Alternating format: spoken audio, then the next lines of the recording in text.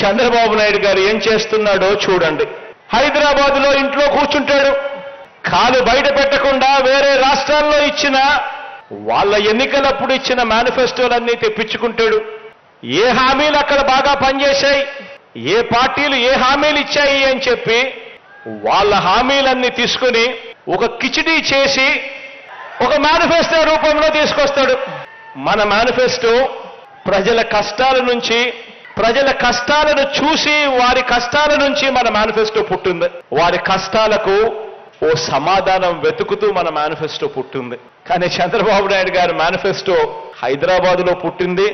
వేరే రాష్ట్రాల్లో ఏమేం జరుగుతా ఉన్నాయి, ఏం ఎన్నికలు జరుగుతా ఉన్నాయి, ఆ పార్టీలు ఏం చెప్పాయి, ఏది బాగుంది అని చెప్పి కిచిడీ చేసి వాళ్ళ హామీలన్నీ కలిపి ఒక మేనిఫెస్టో రూపకంలో తీసుకొచ్చాడు. ఆ హామీలన్నీ కూడా నిజంగా అమలు చేసే అవకాశం, పరిస్థితి రాష్ట్ర ప్రభుత్వానికి ఉందా, చేయగలుగుతామా, అలా చేయగలుగుతామా అనే ఆలోచన కూడా ఈ మనిషికి చంద్రబాబు నాయుడు గారికి ఉండదు. లేకుండా తాను మోసాలకు దిగాడు. కారణం ఏమిటో తెలుసా? కారణం ఎలాగూ ఇచ్చేది లేదు కాబట్టి, ఎలాగూ చేసేది మోసమే కాబట్టి అబద్ధాలు ఆడడంలో భావదారిద్ర్యం ఎందుకని. చేసేవానికైతే ఇది చెయ్యాలి, మాట చెప్తా ఉన్నాం, చెయ్యకపోతే ఎలాగా, క్రెడిబిలిటీ పోతుంది, విశ్వసనీయత పోతుంది అని ఆలోచన చేస్తాం. కానీ చంద్రబాబు నాయుడు గారు మాత్రం ఆయన జీవిత చరిత్ర చూస్తే ఎలాగూ ఇచ్చేది లేదు కాబట్టి, ఎలాగూ చేసేది మోసమే కాబట్టి అబద్ధాలు ఆడడంలో భావదారిద్ర్యం ఎందుకని, నమ్మినవాడు మునుగుతాడు, నమ్మించిన వాడు దోచుకోగలుగుతాడు అన్న ఫిలాసఫీతో చంద్రబాబు నాయుడు గారు అడుగులు పడతా ఉన్నాయి. ఆలోచన చేయమని అడుగుతా ఉన్నా.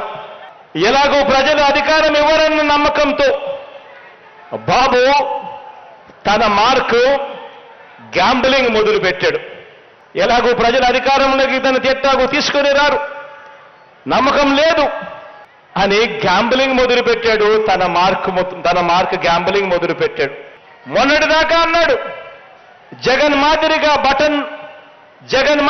బటన్ నొక్కితే రాష్ట్రం శ్రీలంక అయిపోతుంది అని చెప్పి అన్న అదే నోటితోనే ఆయన చేస్తున్న ఈ గ్యాంబ్లింగ్ వ్యవహారంలో 6 వాగ్దానాలంటూ కొత్తగా ఒక మేనిఫెస్టో అని చెప్పి చెప్తా ఉన్నాడు. ప్రజల్ని మోసం చేసేందుకు. పైగా ఇది శాంపుల్ మాత్రమే, ఈ 6కు ఇంకో 6 కూడా జమ అవుతాయని కూడా చెప్తా ఉన్నాడు. ఆలోచన చేయమని అడుగుతా ఉన్నా.